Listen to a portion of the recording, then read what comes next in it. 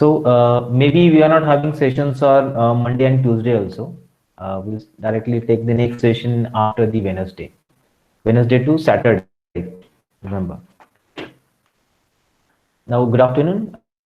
We have seen the last topic of the new base classifier yesterday, and with the help of new base classifier, we can perform the classification, or you can do the predictions of new point, how Bayesian theorem is applied to perform the operation that we have seen. Now today we are going to finish with the task of probability study. Unit number 2 will be completed, and we will see second practical, which is probability based, to find the survival of the Titanic, and based on multiple different factors. One of the applications of probability based concept on the given data set that we will see today on the practical point of view. First of all, let's continue the concept of probability. How it is used. So we have seen the new base classifier yesterday, and with the help of new base classifier we can perform the classification of the data in this particular way that we have seen the concept of Bayesian theorem. Now let's see a few more terminologies which are present there in the concept of probability. The next is random variable. Random variables. What is random variable? Random variable is a numerical description of outcome of a statistical experiment. Okay, description of outcome that we are generating, it's containing some results in numerical format. It may be assume only finite number or an infinite sequence of values is said to be discrete. One that may assume any value in some interval or real number is said to be continuous. Fixed numbers, a sequence of numbers are there, that's called a discrete, and any directions will be present, that is called as the continuous. Okay, so continuous and discrete, two different kind of variables that are generated from the statistical experiment, that's we call as the random variable. For instance, random variable represent the number of automobiles sold, for example, at a particular dealership. Then on one day I could discrete, while a random variable presenting the weight of a person in kilogram can be continuous. Yes, this is how the random variables are there. The outcome that is generated from the statistical experiment can be of just two categories. Okay, so random variable, that's what we call as. Now connected to that, there is one more concept called as probability distribution. So probability distribution for a random variable describes how probabilities are distributed over the values of a random variable. Probabilities are distributed over the values of random variable, means just like 5 different kind of random variables we have categories in random variables we have. So probability of first variable, probability of second variable, third variable, fourth variable, that will be identified, and that is called as the probability distribution. We'll talk in detail about it. Just yesterday, the example that we have seen, we are having two different possible outcomes, that is Weiber and the Walker's. Correct. So Weiber's probability was 25%, Walker's probability was 75%. If you plot it, we'll get two different plots, one of 25%, other of 75%. So probability distribution that will be shown in this particular way there. So this is what we call as the discrete probabilities are present. Discrete probabilities are there. Okay, so values which are having fixed set of elements and which not having fixed set of elements are called as the continuous variables. So for a discrete random variable x, probability distribution is defined by the probability mass function, which is f of x. Probability mass function, which is called as the f of x. The function provides probability of each value of the random variable. In the development of probability function for a discrete random variable, two conditions must be satisfied.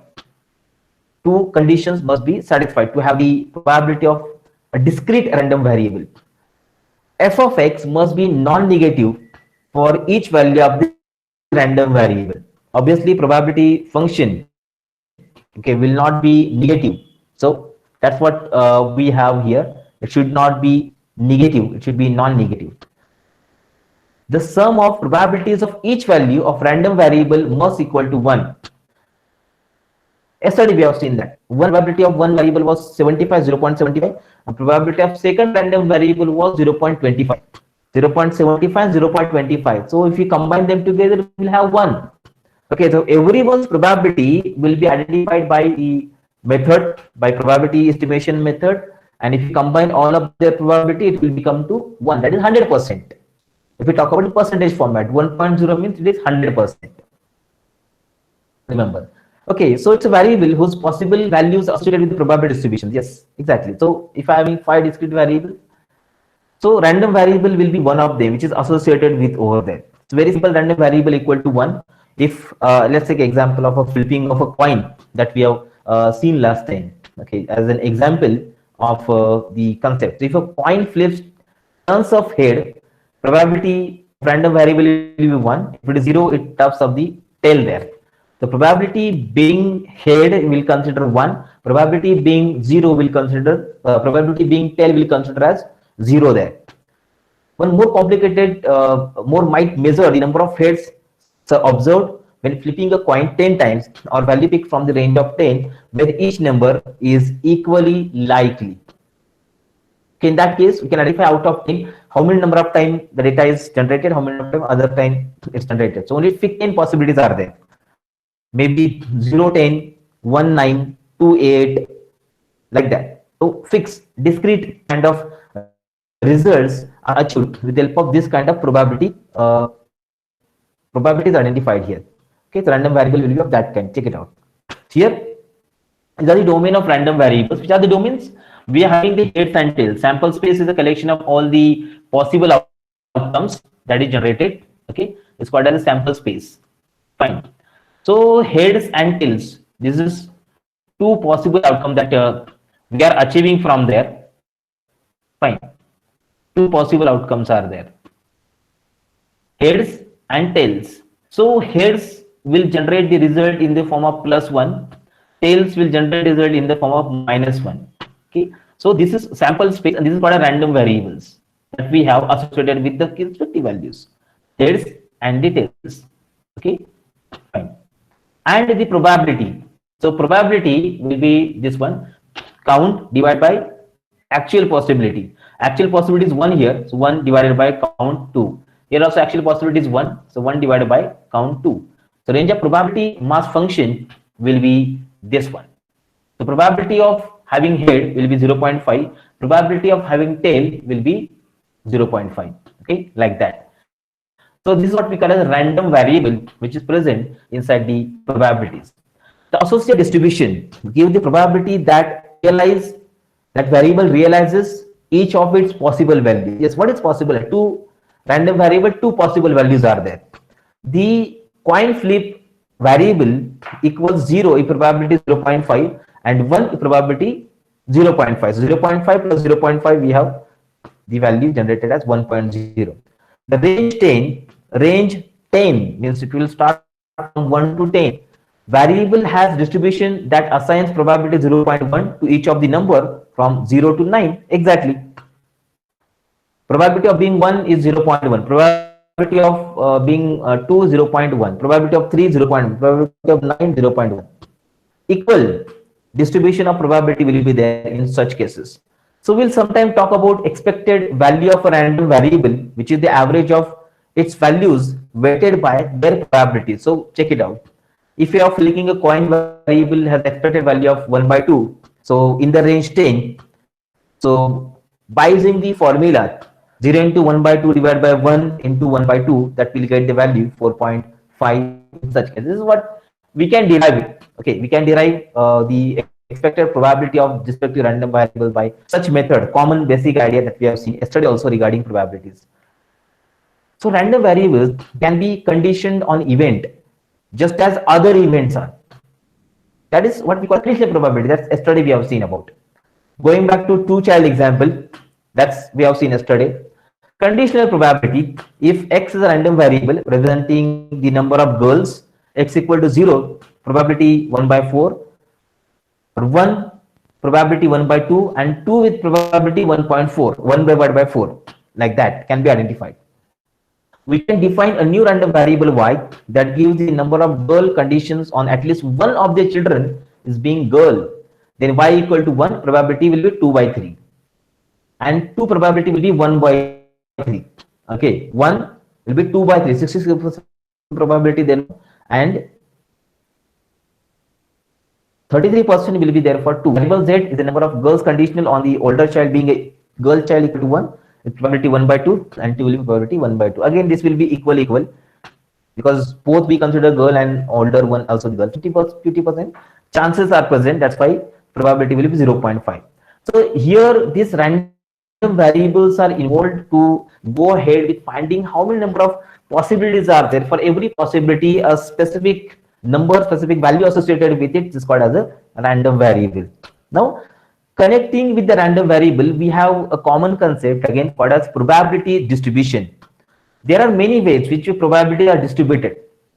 Probability distribution is a function that describes the likelihood of obtaining the possible values that random variable can assume. Likelihood of obtaining the possible values that random variable can assume. That's called as probability distributions. In other words, the values of variable vary on the underlying probability distributions. Okay, so it may be different distributions are there. We'll be having somewhere 0.3, 0.4, 0.2, 0.1, 0.25, 0.35, like that on. So this all, if you plot them, then we will check how the probability is actually distributed there. Just like a histogram that we have seen, see, best way to check the distribution of probability throughout the whole data set presented with us. Suppose you draw a random sample and measure the heights of the subjects. Okay, you measure heights, you can create distribution of the heights there. This type of useful when you need to know which outcome are most likely, spread of potential values and likelihood of the different results. Likelihood, let's say I am having 10 persons with me.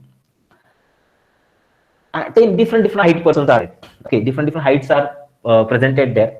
So we will assign different heights, different sets of heights as number one, category number 1, then people of height are like that, category 2, category 3, category 4, category 5, something like that. And in category 1, a set of persons are there, their probability is identified. Category 2, again another set of persons are there, probability identified. 3, 4, 5. So everyone is associated with the probability of it. And if you plot it, we will have the bars, like probability of 1 is 0.25, then 0.30, then 0.35, 45, maybe again 0.40, 0.30, 0.20, 0, like that. So distribution of probability can be seen by this mechanism. This is generally many different ways are there in which the probability distribution are possible in the graphical format. See this one. This is a sample example of a probability distribution. Okay. So starting from 1, for example, for 10, probability is this, for 20 is this, 30 is this, 10, 11 is this, 12, 13, 14, 15, 16, till 20 high probabilities are present, 30%. Then 21, 22, 3, 4, 5, 6, till 29, the lowest probabilities are there, 30 again it will go high. Again 31, 2, 3, 4, on 40 I got somewhat highest probability, then again on 42 I got the most highest probability over here, then probability distributing again coming below, and after 55 it is not having any probabilities. Okay, nothing is present there. So probability distribution will be shown by such way in the form of a histogram that is presented as shown over here. General properties of the probability distribution, let's talk about it.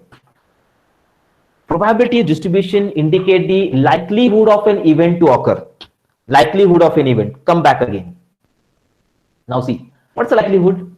Maximum likelihood is there for number 41 here.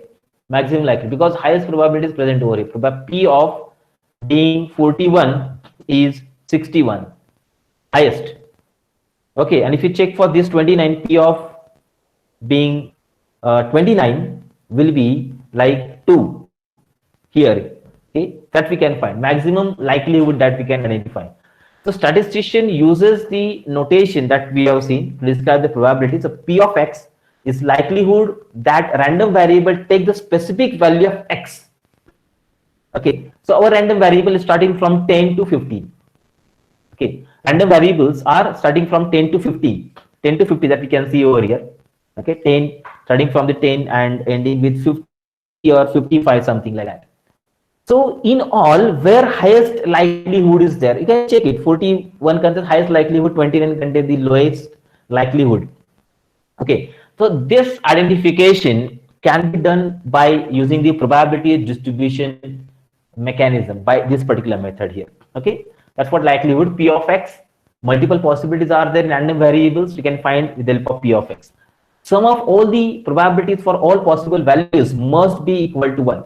Okay, sum of all probabilities for all possible values must be equal to 1. This is a common rule, common idea. That's also we are talked about. Furthermore, the probability of particular value or range of values must be between 0 and 1. Just like, again, come back to here. The values are mentioned here in percentage format. Maybe here we have 0 0.2, 0 0.3, 0 0.4, 0 0.00. So it's not going above 100. This here we have 0 0.6 highest probability present. Okay, that's what we can say, and then it's coming down in this way. So 0 to 1, that's what the range of probabilities we identified. In practical, I will show you how to identify this probability and how these values are varying in between a specific range. Okay, okay, that's value that we have between 0 and 1. Now, what are the types in which the probability distribution can be seen? The types of probability distribution. The probability distribution describe the dispersion of values in a random variable. We have talked about dispersion. We have seen the methods of variance in the data. We have talked about the methods of standard deviation in the data. Dispersions are there. So probability distribution is also one of the way which is used to describe the dispersion of values inside the random variable. Consequently, the kind of variable determine the type of probability distribution. What type of variables we have? Categorical or continuous. Based on the probability distribution can also be different. So for single random variable, statistician divide distribution into the following two types. First, discrete probability. Discrete probability distribution for the discrete variables. Okay, discrete for discrete variables, just like common basic histogram shown over there.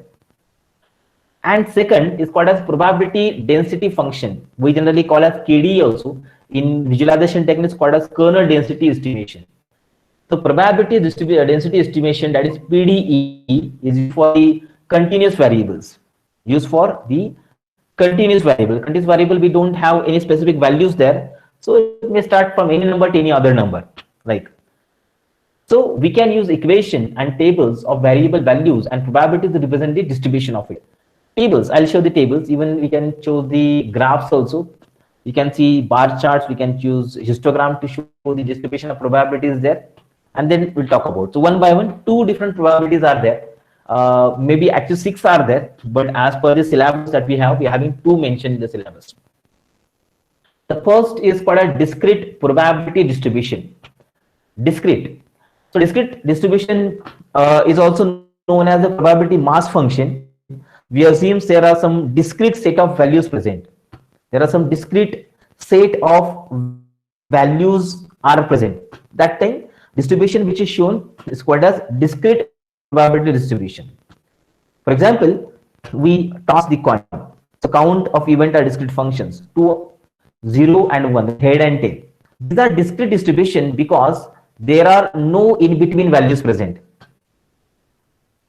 I can't have 0.5 value as the output from there. 0.5 is not there. We can have either 0 or 1. For example, we can only head or tails in the coin toss. Similarly, if you are counting the number of books in the library checkout per hour, so you can count between 21 to 20 books, but nothing is there in between. 21.6 is not there. Either we have 21 or we have 22. Like this, what kind of discrete values present there. So discrete probability distribution functions, each possible values is having non-zero likelihood. Non-zero likelihood is there. It's not like if the value is present and we have 0 probability. How it is possible that the value is present inside a data set? So at least some number should be assigned there. Okay, some number should be assigned. If you're having first class, second class, or third class, okay, past class, first, second, or past class, for example. So we have data of first class present, we have data of second class present, we have data of first class also present. But how can I find the probability of it is? Probability of it is being fail is something. Fail is not present there. Then how the probability will be present? Okay, probability will not be there. It will be 0%. If it is present, then it should have some amount of probability over there. Remember. Okay, so total of probability we can compare. So at least some number of probability should be present inside it. Then only it is considered as a discrete values. If possibilities are three, everyone contains the probability. So fourth probability is not present. Okay, so for example, the likelihood of rolling a specific number on a die of 1.6, we know that dice 1 by 6.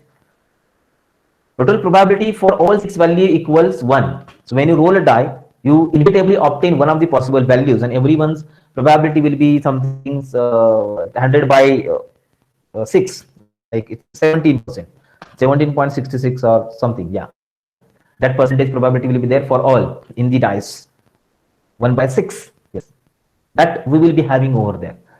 So every probability, there is no any probability for what is probability of being 7, because 7 is not present over there. Discrete values are only 6. So everyone will contain the probability, which can be equal by this. Now let's see how to represent the discrete probability distribution now. If the discrete distribution has a finite number of values, some set of values, you can display all the values with their corresponding probabilities in the table. Check this out. For example, according to study, the likelihood of number of cars in Pune household is something following. Number of cars 0, probability of 0.03, 33%. Number of cars 1, 0.13% probability is there. Number of cars are 2, 0.7, that is 70% probability is there. Number of cars 3, it is 0.10, that is 10% probability is there. And 4 more, 4 than 4 more. Probability is 4%, 0.04% probability. Okay, so this is how the probability distributions are present. Okay, probability distributions are present in this particular way. Okay, and if you add them together, check it out. 70 plus 10, 80 plus 10, 90, 93, and 7, 3 and 4. So it's 100, correct. Everyone is having probability. 0 is also having, 1 is also having, 2 is also having, 3 is also having, 4 is also having. If the data is present, if it is not having probability at all, that's not possible. It's possible when in conditional probability is possible. That's the example that we have seen. Gaussian probability, normal distribution is present there. And in that case, it is possible to have it. In conditional arguments, general probability, everyone, every class, every possible outcome, every random variable is having a possible probability generated over there. Okay, this is called a discrete probability. We'll see the difference between both by the diagrammatical representation there. Another we call as the continuous probability. Continuous probability means output expected in continuous format. Okay, it can be any output like salary and the experience and salary of the person. Experience can be years, so any number of years. According to salary can also be anything. There is no fixed lot of the salaries are present. Salary can be anything. Any continuous values is possible out of it. Generally, in data mining and machine learning, two kind of algorithms are there. When the output is discrete, we are going to make use of classification algorithm. We are having in third unit onwards, all of them. Having the regression algorithm found a classification for discrete values, and regression will have continuous output presented there. Okay, so continuous probability functions are known as the probability density function. Continuous probability function, probability density functions are there. You know that you have continuous distribution. If variable can assume an infinite number of values between two values, any possibilities are there. Anything is possible in between. So such continuous variable like scale, like height of the person. There is no fixed height are available. Fixed classes of height. Weight can be anything. Temperature can be anything. Stock market price can be anything. Okay, or mileage of the car can be anything. So this is what we have continuous output. So continuous probability is working on the values which are continuous, not having fixed categories, discrete values presented over. Unlike discrete probability distribution, where each particular value has a non-zero likelihood. Non-zero likelihood, specific values in continuous distribution have zero probabilities also. Remember, for example, likelihood of measuring temperature that is exactly 32 degrees is zero. Like maybe possible is there. So continuous variable can have, because there's no any limitation there. If you think about probability for every value of this continuous, it is impossible to do. So probability distribution is done separately in continuous. Check the difference now. The discrete and continuous. It's like a difference between digital and analog. If you have seen this particular concept graphically, then it's almost something like that. Check it out. So discrete probabilities will have class -2, then -2.3, sorry, 2.2, 2.4, 2.3.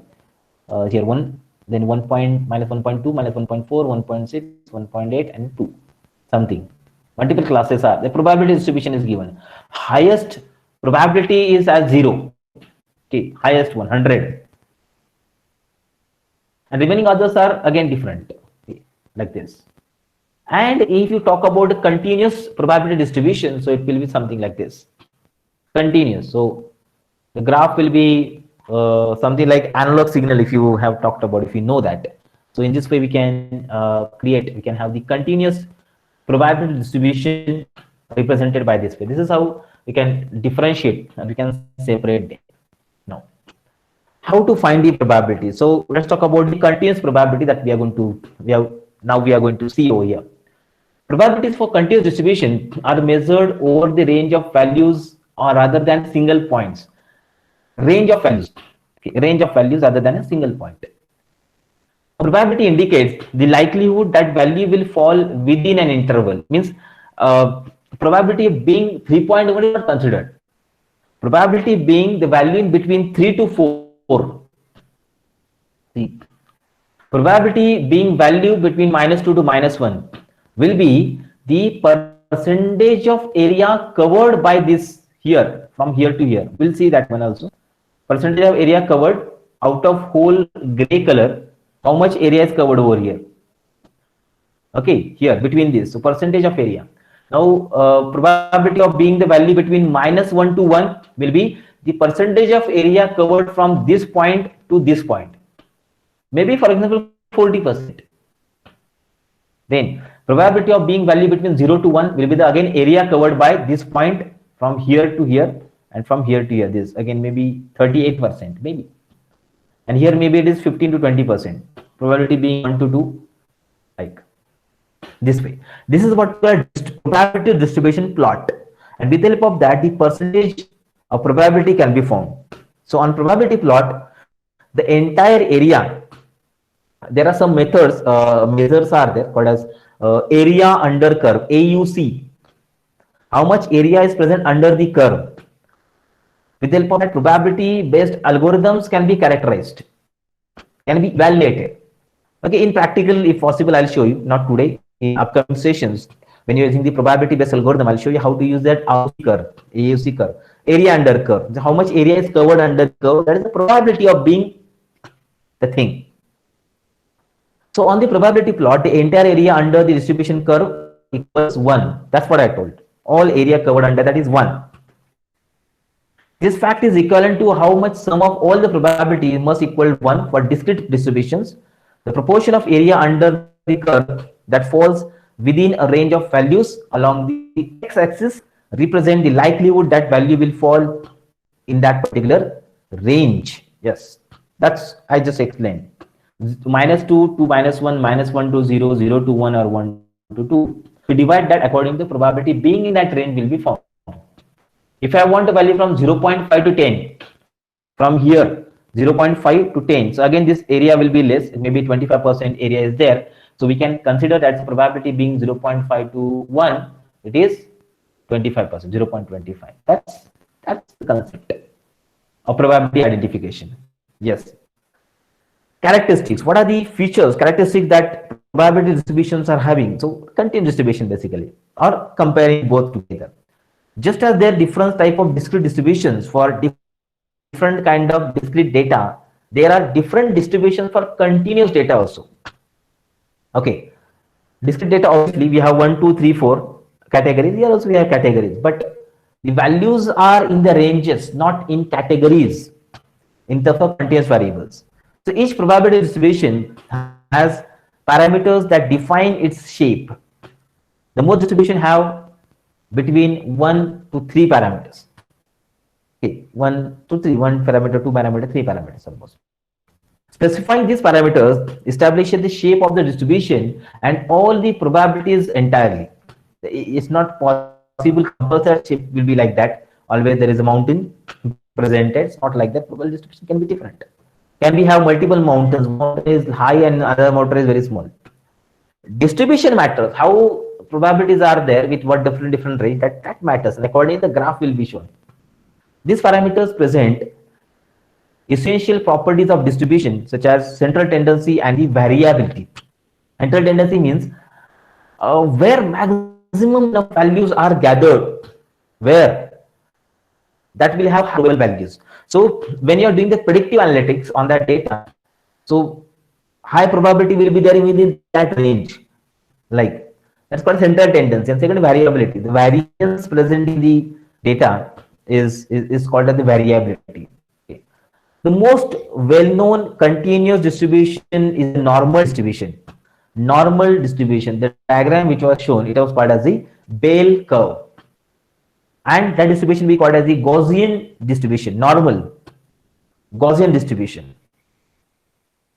Okay, so this symmetric distribution fits the wide variety of phenomena such as human height and IQ scores. Height, anything, IQ score, anything. There is no fixed categories present there. And it is having two parameters by which you define these probability distributions. Two parameters are there, which are that the mean and standard deviation, the mean of it and the standard deviation. So mean and standard deviations are used. Okay, the mean and standard deviations are used to find the symmetric distribution of that data, how it is correct. So if you compare mean and median, let's see, that's also I explained yesterday. Mean and median, how much close they are, that way normal distribution can be found. Standard deviation also, standard deviation, base standard deviation of all element is 1. Deviation is 1. That is highest standard, suitable, ideal standard deviation presented there, remember. And there are a few more distributions present, like you will have Weibull distribution, we have log normal distribution. Okay. Now, distribution parameters values that apply to entire population. That's what to know. Remember, entire population means the whole sample which are taken in consideration. Unfortunately, population parameters are generally unknown because it's usually impossible to measure the entire population. Most of the time, algorithm is having this disadvantage commonly. However, you can have random variable, random samples to calculate the estimate of the parameter. That's also essentially possible here. Okay. Now, let's go with the concept of normal distribution. Okay, so discrete values, discrete probabilities, we have continuous probabilities. What do you mean by normal distribution of the data? Now, in case of normal distribution, it represents the behavior of the most situation in the universe. That's why it is called a normal. Almost all behaviors in situations that will represent in the form of a distribution graph. Normal distribution, common idea. No modification is done. Data is taken as it is and applied and implemented. So a large number of small random variables often turns out to be normal distributed, contributing to the widespread applications. I'll show the graph how normal distribution is actually used. Any distribution is known as normal if it has the following characteristics: mean, median, mode of distribution coincide. That's what I told. When mean and median are almost close, mode means most frequent values. If multiple modes are there, like possibility of having the first class or second class. So first class, second class, two possibilities are there, and both of their mode, both of their frequencies are same in the data set. That is coinciding. and median are same. So normal distribution that we can consider. The curve of distribution is bell shaped. Yes, this is what bell shape, bell curve that we call, and symmetric about the line, that is x is equal to u, that is u will be the total area under the curve. The total area under the curve is equal to 1. Exactly half of the values are on the left and exactly half on the right. Okay, on the right, left and right. The example shown over here, this is perfect normal distribution in continuous probability distribution. Normal distribution we have. Okay, something like this. Yeah, these are the properties that it's having here. Let's start off the normal distribution to show how to use the continuous probability distribution for this. Let's take an example. The distribution of IQ score is defined as a normal distribution with the mean of 100 standard IQ. Okay, standard IQ, and above that we will have some deviations. Above that we'll have the intelligent person, below that less normal distributions, normal people are present. So standard deviation, if 15 for example, will create a probability plot for this distribution. Will create a probability plot for this distribution. Additionally, let's determine the likelihood that an IQ score, likelihood of the IQ score will be between 120 to 140. Okay, IQ score between 120 to 140, let's say. And now see this one.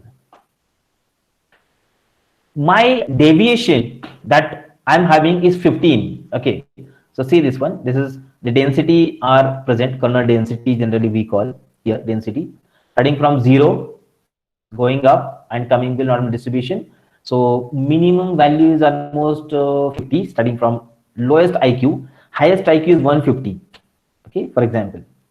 And this is a standard IQ. At the center we have the standard IQ of the person. Standard IQ is like 100. Correct? Done. Now I want to check the normal distribution, the probability. What is the probability that the IQ of the person is between 120 to 150? 140, sorry. The area which is occupied by this particular part, area under the curve within a specific range, area under the curve within a specific range. So that's what we call 0.08738.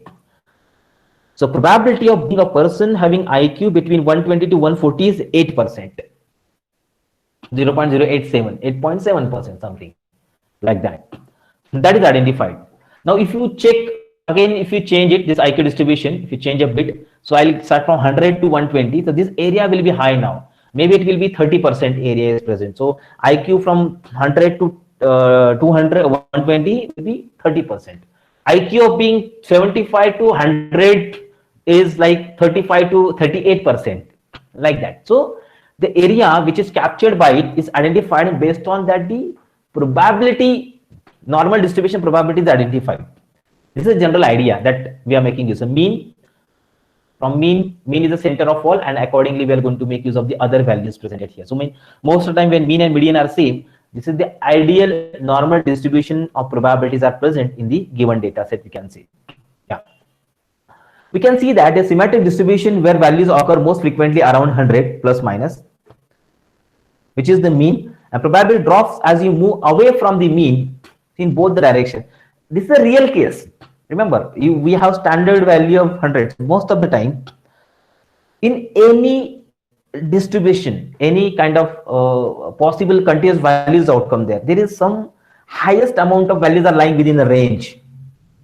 That's very normal. Normal people are present in that range. Normal people have 100 IQ plus minus, which is the mean.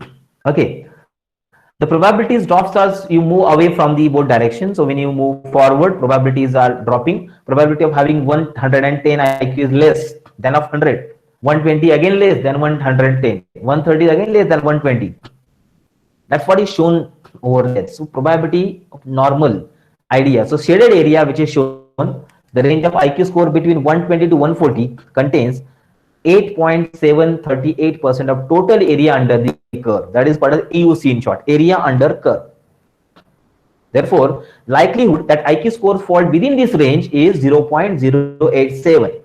Consider likelihood P of 120 to 140 is 0.08738. That is for normal distribution that we can identify probabilities of being like. So the shape and the names are mentioned. Check it out how the data is covered. Complete data is covered over here. That you can see. Let's talk about this. Now the values are here: 3, 2, -3, -2, -1, new, then +1, +2, +3. Now, what is the probability being the values between +1 and -1? 68%. 68% area is here. What is the probability the values between -2 to +2? 95%. Area is present here. I'll start from this area, this one, 95%. What is the probability of being in -3 to +3? 99%. Okay, only 0.03 is lying here and here. Combined. That's it. So all the holes which are created here, the first hole here, second hole, third, fourth, they are equal. So these two are equal, this and this are equal. You can check it. It's containing 34.13% here, 34.13. Combining those, 68.3. Here we are 13.6. We are 13.6. So if we combine all them together, we'll get 95.5. And last area, this area is 2.13. This area 2.13. Okay.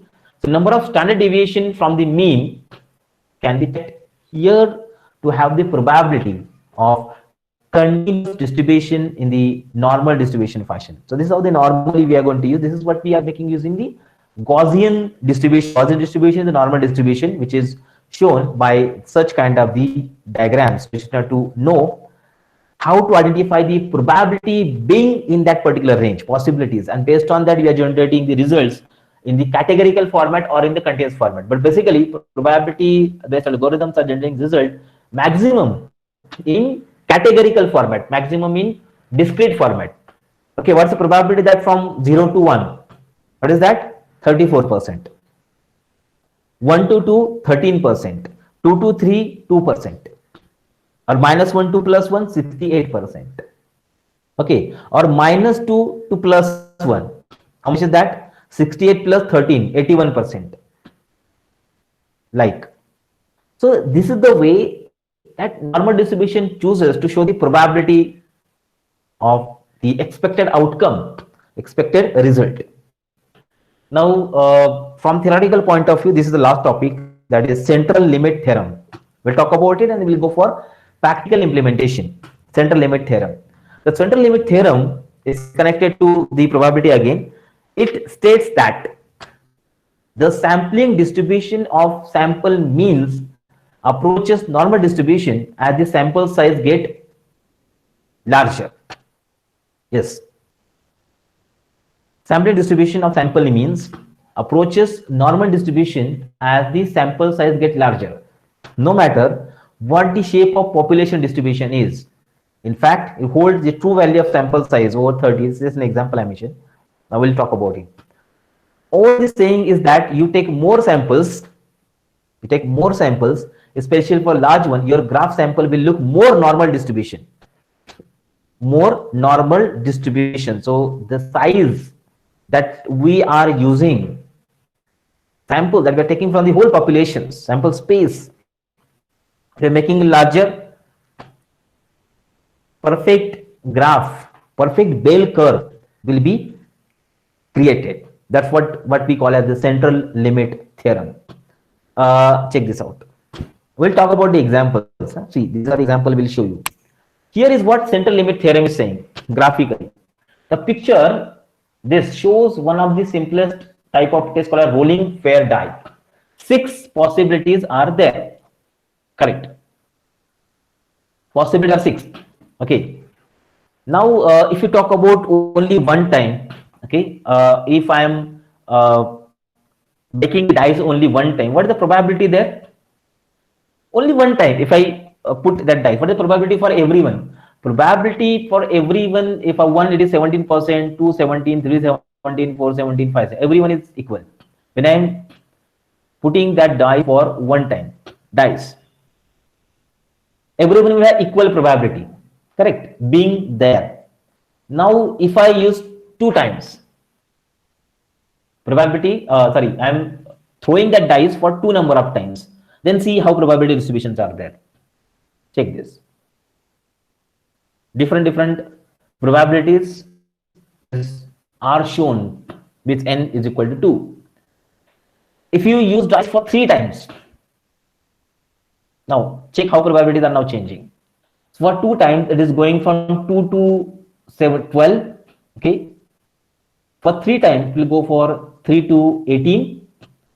For 4 times, 4 to 24. Check it out. This one, it's mentioned over here. Okay. 73 by 6, 48. 4 to 24. Probability will change in this way. 5 times will be like this. And 6 times will be like this. A perfect bell curve will be generated from there.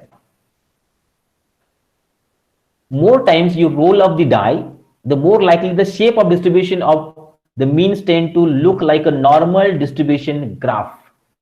This is what the central limit theorem is telling, and it's connected to the normal distribution. If you want to make a distribution normal, we must have maximum number of elements inside the data. That's what the central limit theorem tells. So this graph or the diagram which is shown over here is proving the same thing, central limit theorem. The essential component of central limit theorem is that average of your sample means will be the population mean. Yes, correct. Distribution for perfect normal, that's why it's a common. Sample means average is the population mean. In other words, add up the mean from all of your samples, find the average, and that average will be your actual population mean. Yes, that is because they are same. Because they are same. Similarly, if you find average of all the standard deviations in your sample, you will find the actual standard deviation from your population. Yes, because they are same again. Central limit theorem is because the equality is presented over there. That's why actual standard deviation and sample standard deviation will be same. So pretty useful example that can accurately to predict the characteristics of a population. Check out examples, and then we'll finish. The central limit theorem word problem will most likely to contain the phrases assume a variable normal distributed or one like it. This will central limit theorem will give you like population. 29-year-old males, senior between 70 to 76, all registered vehicle, all cat owners. I just want to identify the probability of being this kind of thing from the population of it, or an average that is 125 pounds, 24 hours, 15 years, and is earning $15.74. Or we'll have a standard deviation like 14.4 lbs, 3 hours, 120 month, and $196.42. Like, or a sample size that I'll be taking out of it is like 15 years, 10 seniors, 29 cars, 11 households, like this. So different kind of values that to have over here. Out of that, we can extract the specific probability of being in a particular class or being a particular values inside that data set. That's the central limit theorem will prove you normal distribution, and most probable, most identifiable probability can be checked out of it. So if you want to build a data model clearly, we must have a sufficient set of data. Sufficient set of data, it should be present, and if it is sufficient, then only probability based algorithm work perfectly for predictive analytics of the data. For predictive analytics of the data, that will work. And with the help of probability distribution, many different predictions are possible. Remember, only these are not delimited with that. It's there in the syllabus, but we have Bernoulli distribution. We have Weibull distribution. We have the multinomial distribution also. So many more different kind of log norm distribution also. So there are many different ways are there by which the distribution of the data is possible. Even we can transform also in that distribution format. Many methods are there. Statistics help to work so much perfectly to build your data models. But we need to identify what kind of technique is to apply.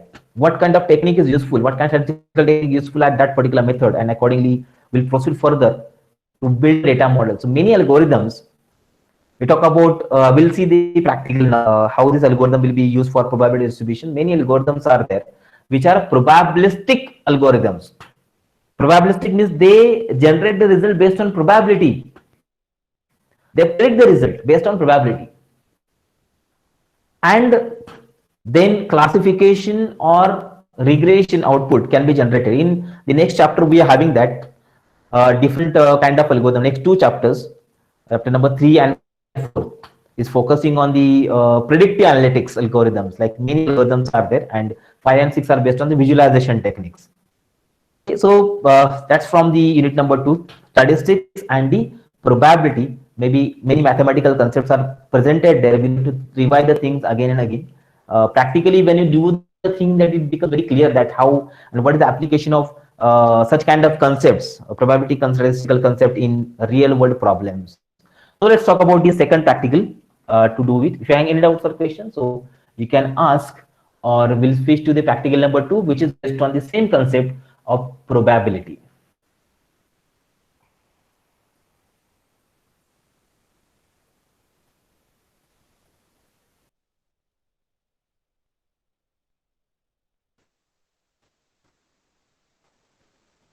We will see the practical now. Okay, so you just can open your web browsers or open your Jupyter notebook to do this practical. I'll show you step by step how to work with that. So let's say, just a minute, I'll share my screen.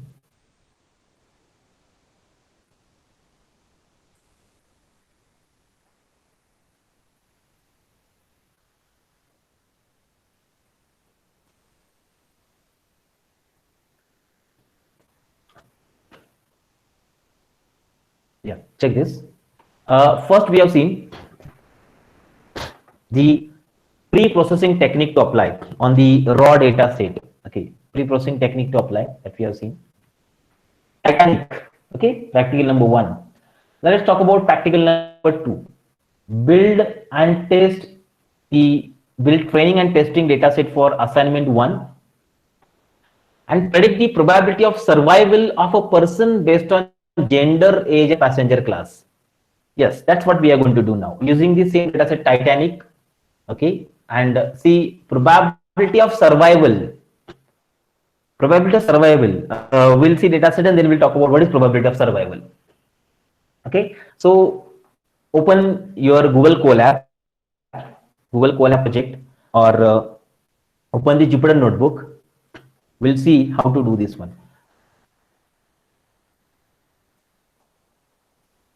I'll just open my Jupyter notebook here. Check this.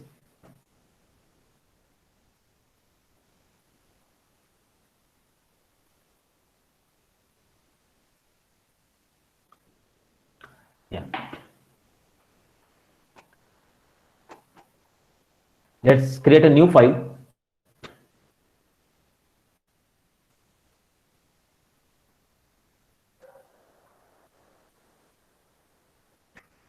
The algorithm that we have seen yesterday, conditional probability, and how exactly it does the classification, and where the probabilities are checked. Probability of being walking, it was 25%, driving it was, sorry, walking was 75%, driving was 25%. It's what we identified.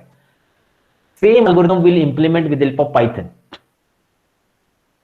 Okay, and then we will see the probability of being something, probability of being survived according to age, gender, and the class.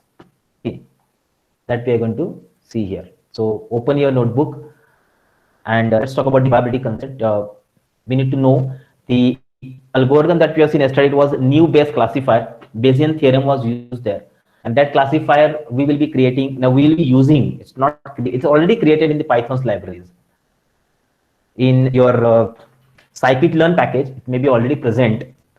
So we'll use that one to perform operations with. So let's see, import. We'll require numpy as np, or we may require the Seaborn also, because in Seaborn Titanic dataset is present. Or we may require pandas also. and as PD. So three packages we require for performing the operations here. So open your notebook, give us some title to that particular project. Let's say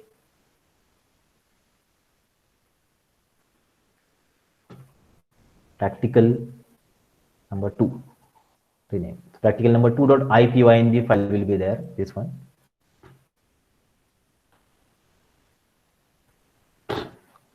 Now our first task. So a few things are mentioned there. See, first thing is that in the dataset mentioned build training and testing data set of assignment number 1. Training and testing data set. I think we haven't seen training and testing, but we have talked about this consider pre-processing part. What is training and testing means? I'll show you how exactly training and testing means. But before that, let's import a data set, and then we will go to check the probability of survival. Okay, let's read the data set. In data set, in Seaborn, we have a function load data set. With the help of that, Titanic data set can be loaded directly. Let's see, ts is equal to SNS dot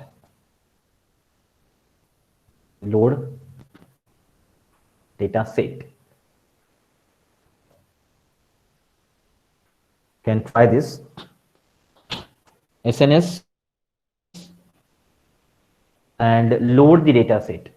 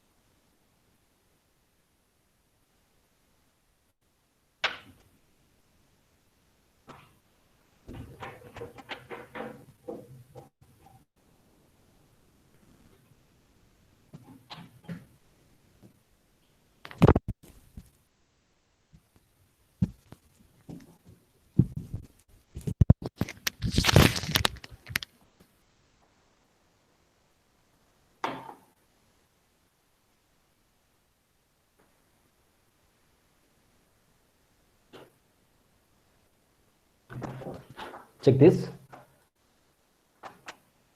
Now, if you want to check the entries of it, you can check. It's a Titanic survival data set present. So this is the survived output variable.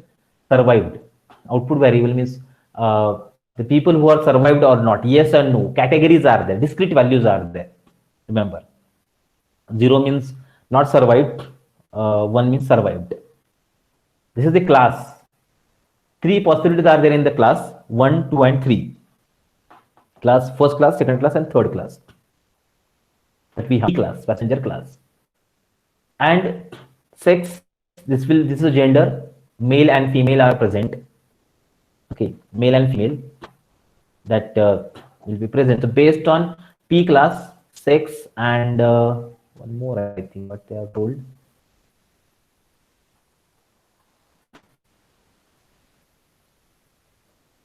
Age, yes, age. On these 3 factors, you have to identify what is the probability of survival. What is the probability of survive that we have to find. So we need to use the probability based methods to check the probability of survival. Yes. Probability of first class, first survival, second, third, fourth, like that we are going to make use it there.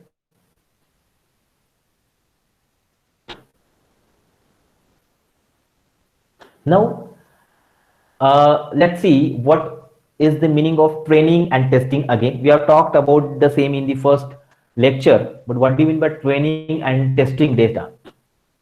Okay, we'll see that first, and then we'll check what's the meaning of it.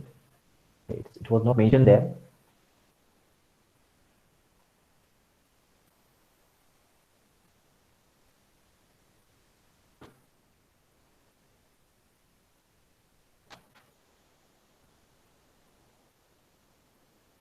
Now, see the training and testing data set first. Yeah. Training data set which is used to build the classifier, build the algorithm. See, this is the way. Training data, sample of data used to fit the model. Actual data set that is used to train the model. Okay, which is used to train the model, data modeling that we are using. The conditional probability based classifier, I'm using Gaussian new base, which I'm applying a data to build it. That's what the graph we have seen. That will be training a data set. And testing. Testing is a sample of original data. Sample of original data I'll be using, and then I'll apply that to the algorithm, to the probability based algorithm model, data model, to check whether that element are coming in first category or second category, first, second, whatever, each category is given. Test. Probabilistic model that we have created is working correctly or not. That will be checked, tested with the help of the test data set that we will have. Something like training and testing we have. See. So in this way we are splitting it. So you can have data set which is having training data and testing data. It's considered called a cross validation. We build your probability based model by using this data, okay, and we test that model is created correctly or not on this data. Okay, testing data. So we apply that. Remember, this is what training and testing means. That we assume that the model present between all the data, among all data, is same. That's why whatever you build by training is applied to testing also. So we'll check that how accurately the probabilities are identified, generating the result correctly or not. Okay, remember this is how the concept is, training and testing concept. This is how we can do. Training data is this, and this is testing data. Okay, so we'll split that data in two parts, mixing all together. Mixed entries will be there.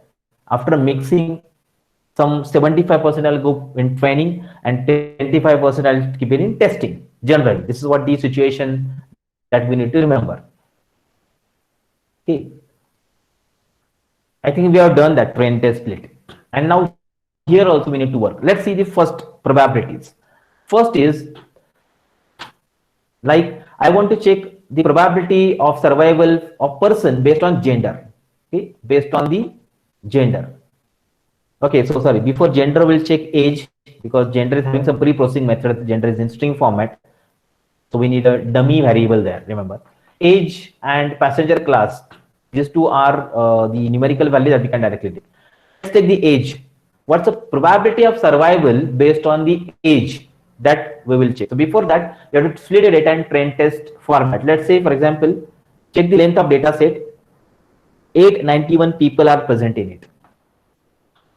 891 people are there. Out of all 891 people, we will separate what is the expected result, survival, and what is the input based on age. So let's say X is equal to DS of age, that is the input,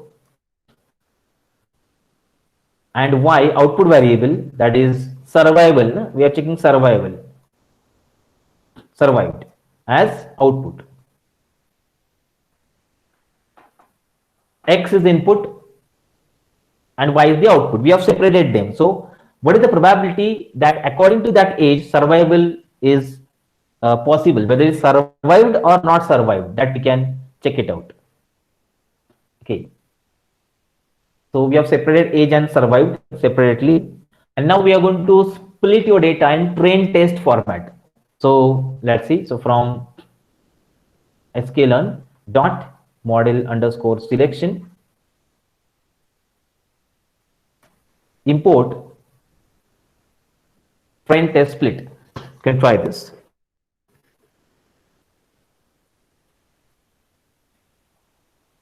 Input I have taken in X, that is age, and output that I expect is survived, that I have taken in Y. And then from sklearn.model selection, I'm importing train test split function over here.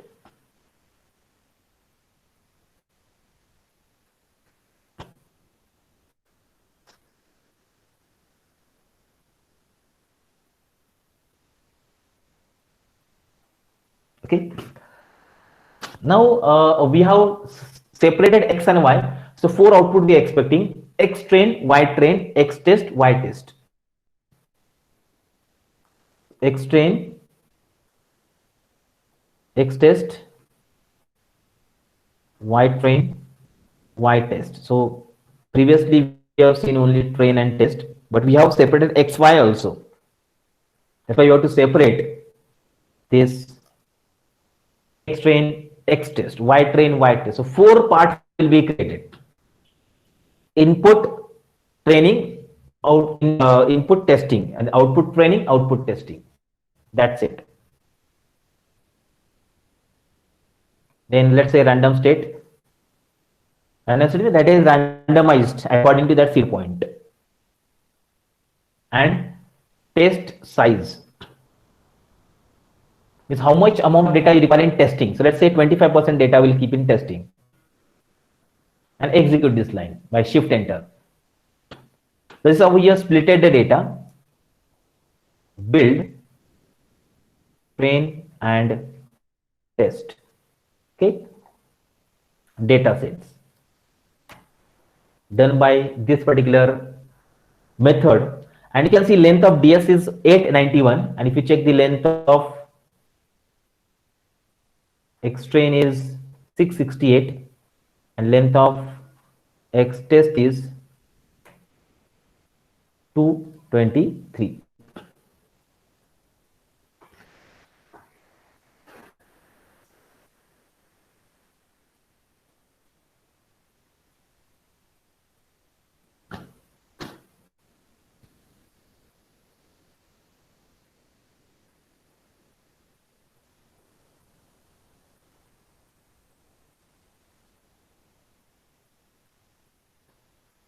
So we have splitted the data. Now we will be building a probabilistic model, conditional probability based model using 668, and we'll test on 223.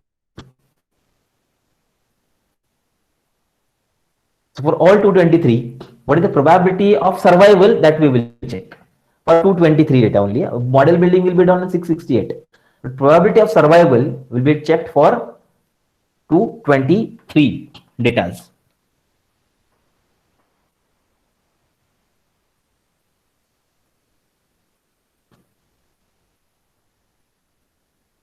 Okay, I think it is done. And now let's use the algorithm, the new Bayes algorithm, which uses the Bayesian theorem for finding the probability and the class. So two classes are then survival. Okay, we'll see the survival classes also. How many classes are present? So how many people are survived and how many are not survived?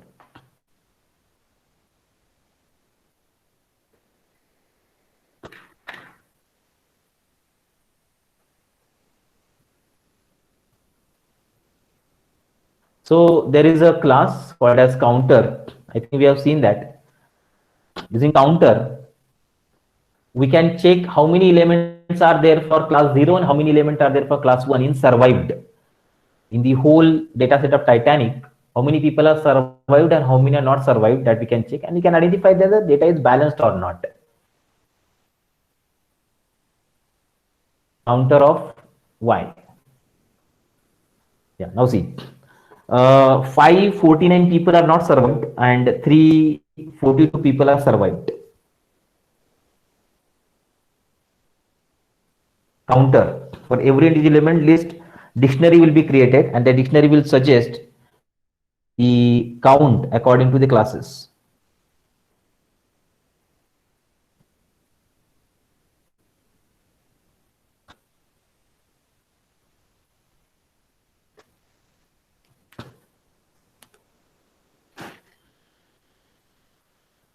Okay, so like that, we can make use of a plot also. Like count plot is present in Seaborn, that also we can use. See, let's see, for example, SNS dot count plot, parameter X is equal to Y. Count plot. You can see the difference between the count of X and Y, how many are survived and how many are not survived. That you can check it. 0 values are 549 and 1 value are 342.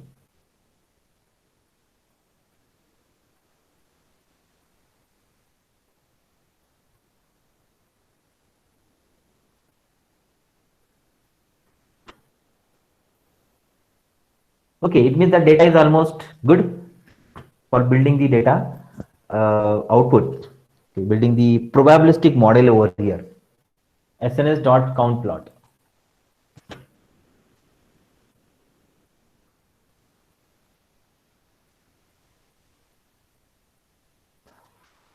Now let's build the model. The concept of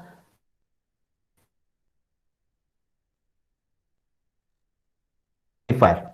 It's a class actually present in scikit-learn, which I can use to build a model here, and then we'll do the predictions. First of all, you have to build the model, train the data set, like machine learning. Train the data set. Once training is done, then do the predictions. See this. Now once this is done, let's import a class.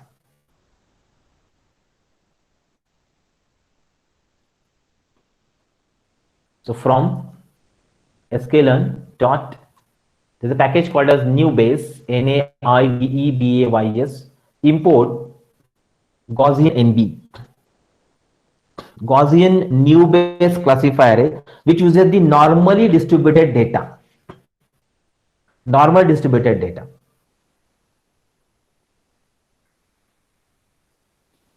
Which we can use here to build a probability based model.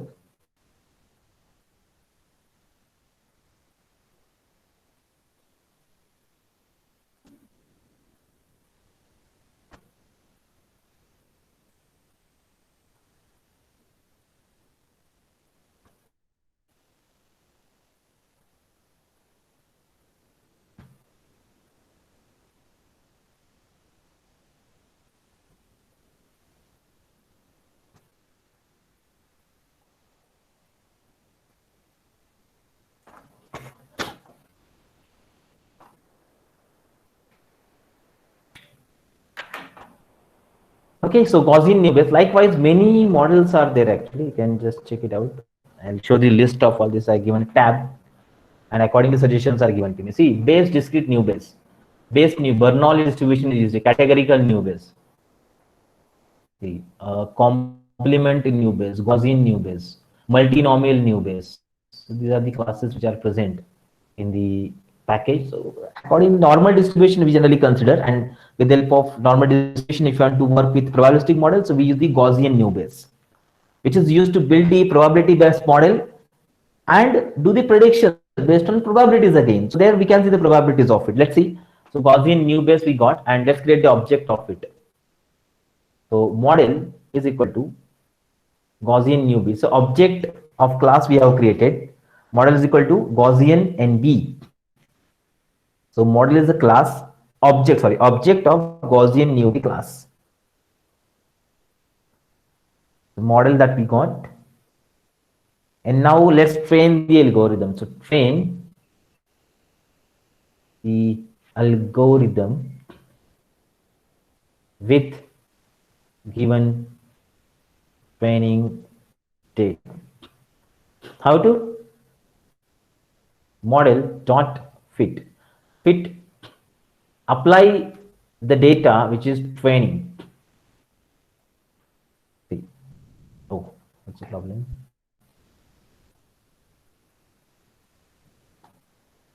Sorry, data is not reshaped actually. That's why it's showing the error. Let's try check it out.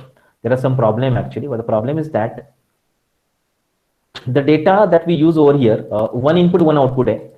Basically, the rule is present here in the data set is that the data that we are providing as input to the algorithm should be two-dimensional. But the problem is that X is one-dimensional only. One column it has, Y is also one column, but Y is always one column in all the algorithm models. Data should be of two-dimensional. So you can check this. Wait a minute. Here I am adding one more cell. And if you check the shape of this data, it is 891. Means 891 rows are there. Okay, but column is not present. 891 values are there. Single dimension is a two-dimension data I want. Okay, so to convert that data in two-dimension, I just want to mention here dot values. Once this is done, then we'll use X is equal to X dot reshape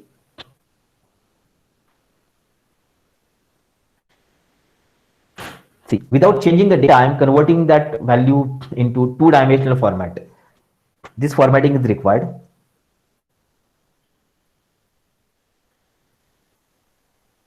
and I have executed it. X is equal to ds of age dot value. Values means it convert that data into array format.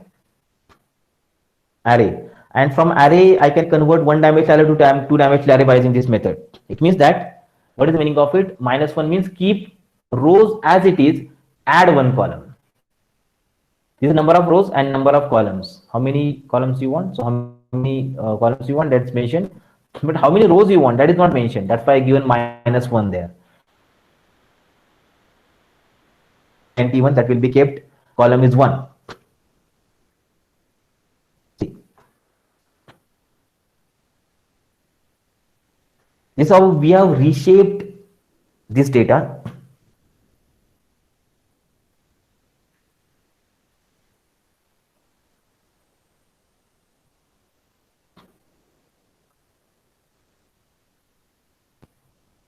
Okay. Fine.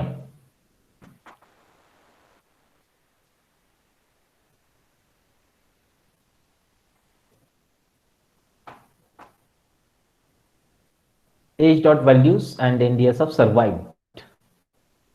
So we have reshaped. Reshape means you just check it. It's a shape mentioned here and check the shape. You can see shape. One column is present in it. It's a missing value also. I think nan values there. So we need to let clean that data. Maybe if it is having some effect, so you can check it. Some many nan values are there in the age column. Many missing values are there. Yes. That's what's the effect presented there. So this is how we can reshape the data. We have converted this data into two-dimensional format by using reshape function. And now we'll continue further. This is done. And let's import, execute it. Execute this, execute this. Let's go ahead. No other changes are required. And sorry, values are there again. Yes. See, this is what the error that we will get when we are not handling the data handling, that error maker. So what we need to do, again I will make small changes here. Age contains many missing values there, so I will make use of some replacement method. With the help of that, it's possible to change the data set. So let's have ds of age is equal to ds of age dot fill na. Fill na means you can fill the missing values by something. By what? ds of age dot median.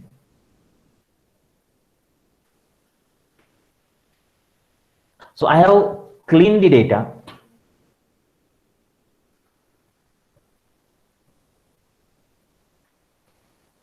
By this method. In age column, we have put the value of median of remaining values instead of it. So a clear data set will be created. Data set will be cleared without any missing values present in it.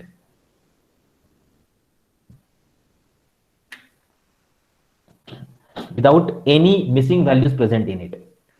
We have cleaned the data set now.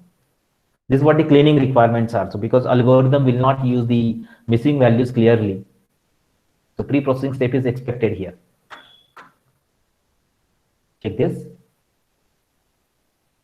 If any doubts or errors are there, so you can ask, or you can put in the chat box also. If any doubts or errors are there, so you can put in the chat box also.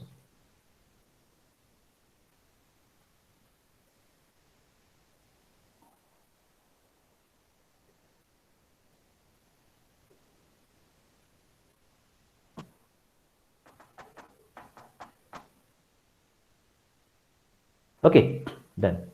Let's continue now. Data is cleaned, executed. Yeah, now it's fine. Now the probability based model of new base is created clearly. Gaussian new base is the class whose model is created. Then we have applied the data to train the algorithm with the given data. Probability based model is created. Okay, with X train, Y train. And now what we will do, we have created a model on the training data only, remaining 223 testing data is remaining yet. Okay, so what we will do, we'll apply that testing data to check the probabilities, and based on the probabilities, it is possible to find. Okay,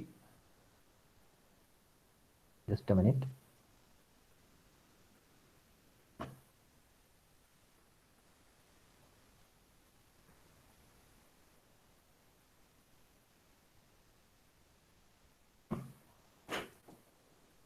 Okay, now let's see how to do. Let's say y predicted by algorithm is equal to model dot predict. So what we will do now, we will apply the predict probability, okay, on X test. Done.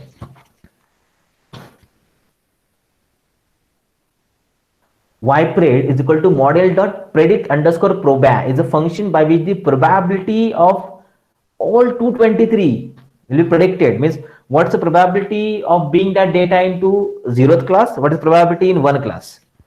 That will be predicted by using predict proba function. Model dot predict probability on X test, you'll get the Ypred predicted probabilities now for all 223 different data set presented here. All 223 persons which are the part of the test data set here, their probabilities can be identified. Ypred is equal to model dot predict proba X test, and let's print it y underscore pred. These are the probabilities of survival. What's the meaning of this number? But see, two arrays are array contains two columns there. First column is the probability being 0, and second column is probability being 1. Means probability of survival is the second column. Now see who will survive and who will not. Can check. Very less persons are there that they will survive according to their age. See where the highest probability is there. You can see 40, 35. Yeah, this person will survive. His probability is 0.54. Then come below, or 223. These people will survive. It is 0.52. And this will also almost 50-50 will also survive. This person will survive. Its probability 0.52. 0.51.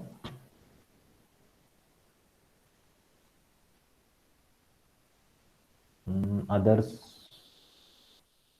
no, they are not present. Yeah, this person will also survive. Its probability is 0.53 for survival. I call. Yeah, this person will also survive. This way. So probability of survival, probability of not survival, that is 0 is this, and probability of survival, that is 1 is this. So this is the method that we can find the probability of survival, survived as output and input as age. Based on that, probability will be checked. That's the concept that we have seen yesterday with the help of the new base classifier. Same concept applied here, and we got the probability of output variable that is survived with the help of input variable age. Like this, the probabilities are present, and we have predicted that probabilities by using predict proba function here. Okay, this is how we can do. Can identify the probability, but first task is completed only. We have train test split is done. Training we are used to build the probability model. Testing we are going to test the probabilities of being survival. That's what the meaning of training and testing is there practically. So you can check it if any doubts or questions are there. Again, you can ask or you can put in the chat box also.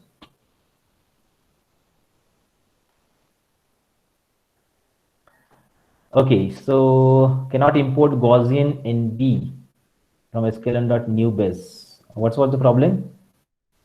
Yeah, it's correct. So spelling fine, no spelling issues. Yeah, no issues. Is it done now? I think it's completed. Same task. Probability of survival is the second column, which is column 1, 0 and 1. Two possibilities are there. 0 and 1. Okay, so according to age, these are the probability methods. And one more thing, you can find the accuracy of this algorithm also. It's okay. It's I'm telling survive means you're surviving. It's not the case. We can find the accuracy of it. How to find accuracy? See, y pred is equal to model dot predict x test. Okay, y predicted. So only predict I'm using now. I'm predicting a class, not probability now. I'm predicting a class which is having high probability. That will be the class 0 or 1. Okay, 0 or 1. And now let's talk about the accuracies. So to check y test and y pred, that you have to compare. Y test and y pred will be compared. Y test may already be having that the person is survived or not, and y pred we have predicted by algorithm that he is survived or not. Correct. Algorithm predicted is y pred, and already we have output that is y test. So let's compare that. So from again sklearn dot metrics, we have to import a function called as accuracy score. Yeah, and now let's see accuracy score y test and y pred. That's compared, and then accordingly we will check the accuracy of this algorithm. Less 65% only. Only 65% accuracy is present there. We are comparing predicted and test values, original value and predicted values, and that's only matching 65%. That is the accuracy. According to age are there. According to age is there. Maybe for other factor it is different. Okay, according to age, accuracy of this algorithm is 65.47%.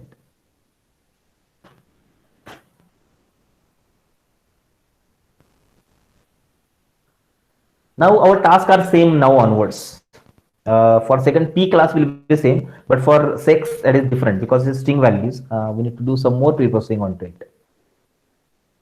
If it is done, so we'll go for second variable, that is class. Operations are same, missing values are not there actually, but it's okay that we can try.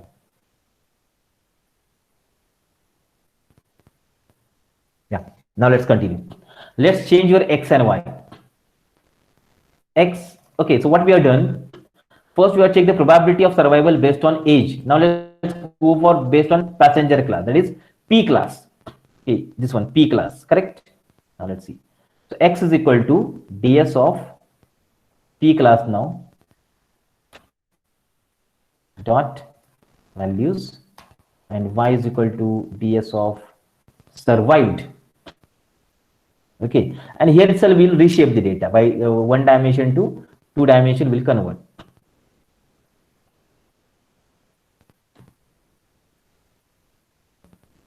Yeah, you have taken input output now. Input now in case P class passenger class is there. What is the probability of being survived now when the class is given as input? So now we have reshaped input here itself, and now let's split the data. After that only you have to split the data. We have built the train and test split. Same way, I just copied from above and pasted below.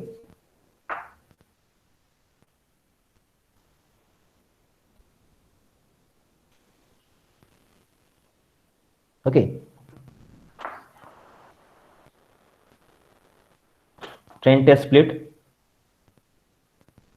but now data is different for me. Okay. Now build the classifier. Model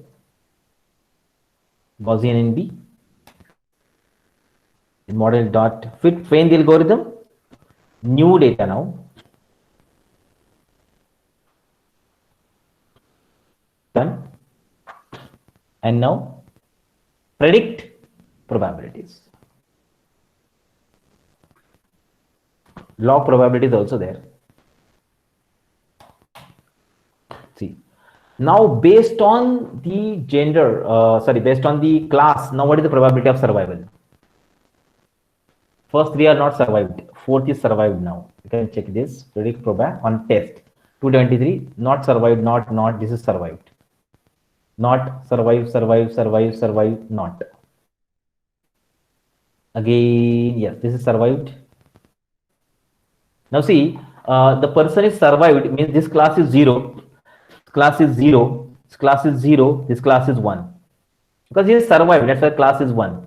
Survive 1, survive 0, 0, 0, this is 1, 0, 1, 1, 1, 1, 0, like that. Wherever the high probabilities are there, that is survived.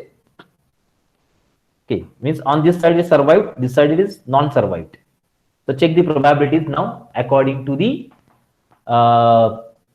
class 0 and 1. Predict probabilities. Okay. And now check the accuracy according to the passenger class. How accuracy is there? That also we will see.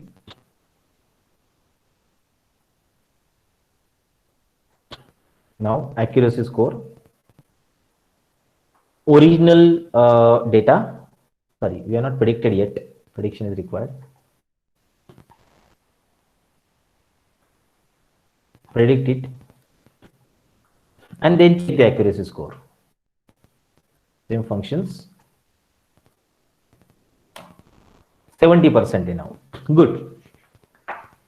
Accuracy for this case is 70%. Predicted by algorithm, and we already have in test data set. We are comparing and we got 70% accuracy to this case.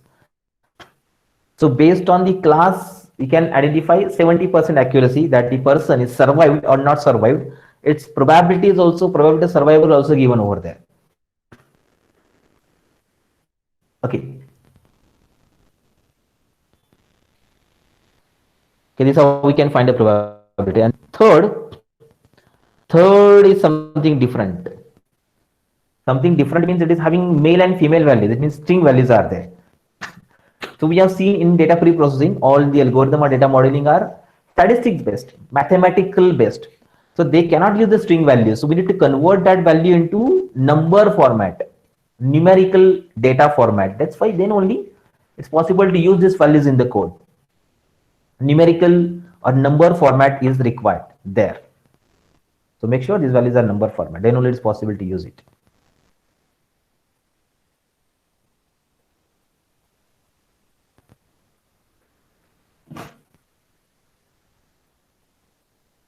Fine. So common idea is the same. And let's go with the third input, that is based on the sex, based on the gender. What is the probability of survival? That we will see. The same task. Again, I'll copy it. But the problem here is that the data which we are having over here, it is not having the numerical elements present there. So see this.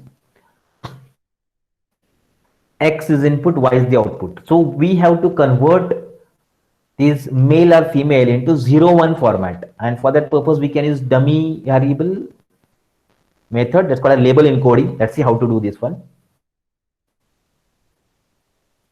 So in pre-processing, we have a class called as label encoder. Create the object of it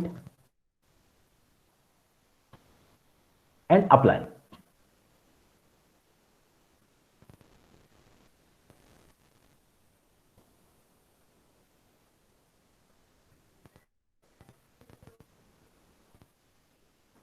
See, check this. So 0, 1, female is 0 and male is 1. That is transformed. We got two values. A dummy variable we have added. This is a method to create dummy variable, label encoder.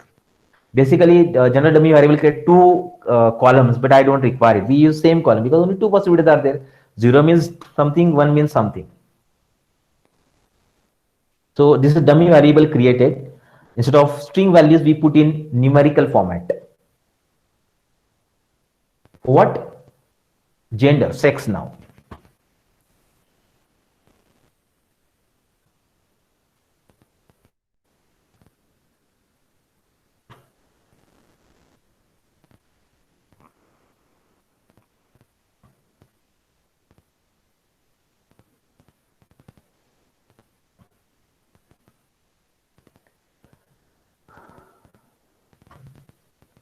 Okay, done. So label encoder fit transform is applying the data, will get the result in X, and now all 0101 is created for male and female. Okay, done. Now according to this 01, X is also 01 and Y is also 01 because Y survived. According to male, what's the impact? Whether you are male and you survived, or female not survived, or male not survived, female survived. How these connectivities and probabilities are there that we will find this method. So we have used this one X. So we need to reshape it.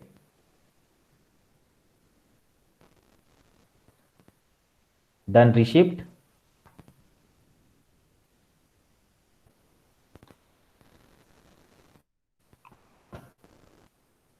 And remaining tasks are same. What's that? Split the data.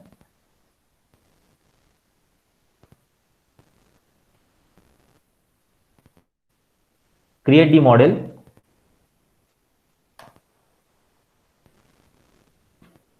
Okay. And then predict the probabilities. See, probability is based on the gender. Check it out. Whether you survive or you don't survive. That's mentioned. It's having a great difference actually. Directly we're having a 70 to 80, 70, 75 something difference is there between both the probabilities. And maybe we will have good accuracy, maybe, I don't know. Okay. Probability of being survived when you're considering gender as the input. So this is survive, sorry, not survive, not survive, not survive. This is survive, survive, not survive, survive, survive, not survive, survive. Second column is survived. First column is not survived. And let's see the effectiveness, accuracy of this model.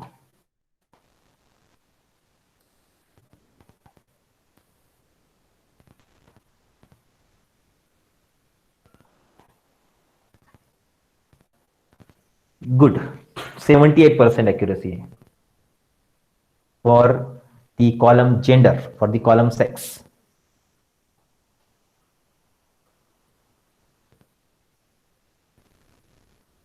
Okay.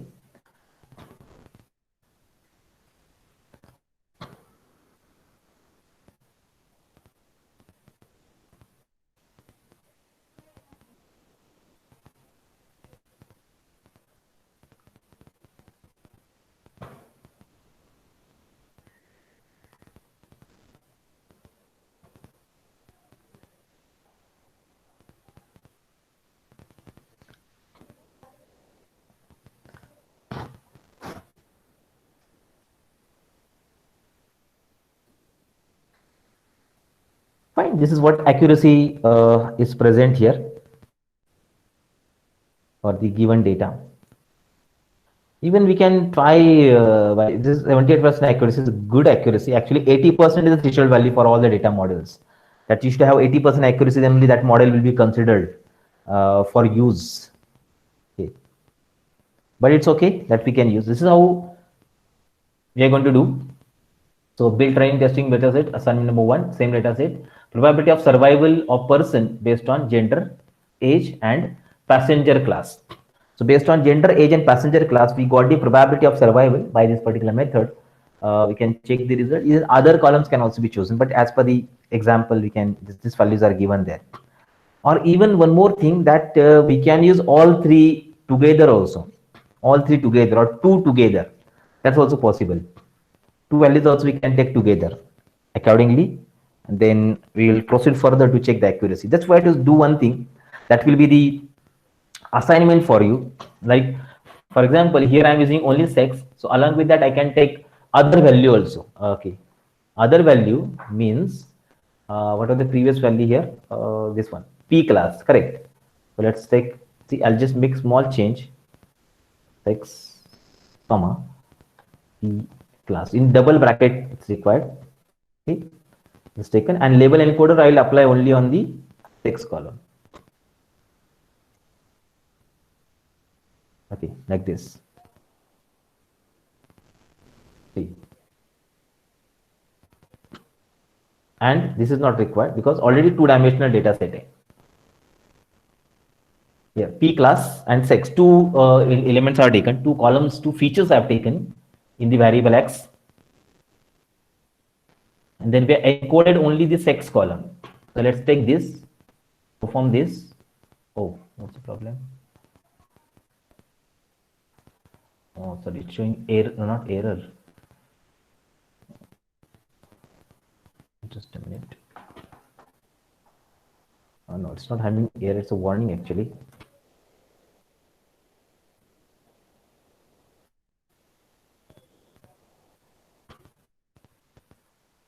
Yeah, accuracy is not changing, 78% accuracy.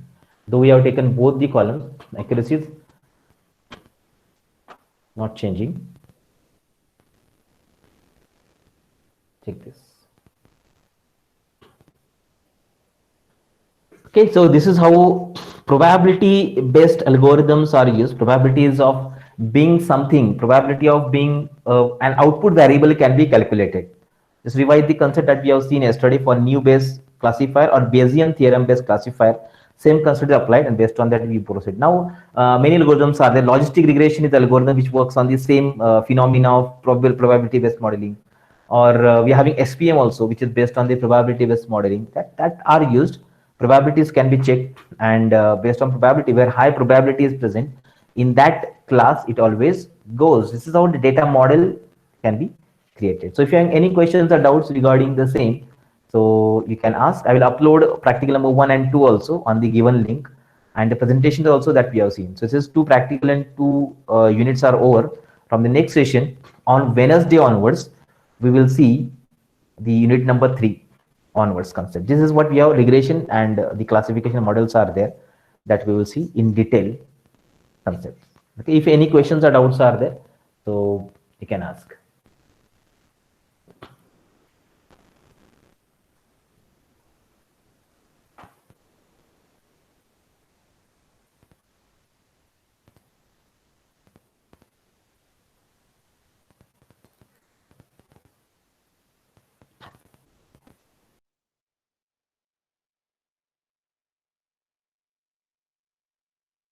Fine, no doubts. So thank you. We'll continue our session from the Wednesday on the same time. Till then, you can practice it. And if you have any doubts or questions, so you can, I'll just give my mail ID. If you have any doubts or questions, so you just can ask to me on mail ID also. This is my mail ID, which I posted into chat box. And on the same link, which you are given for uploading all the questions, all the study material. So you can download from there, both program I'll upload and the presentation also, which are remaining. Okay, thank you.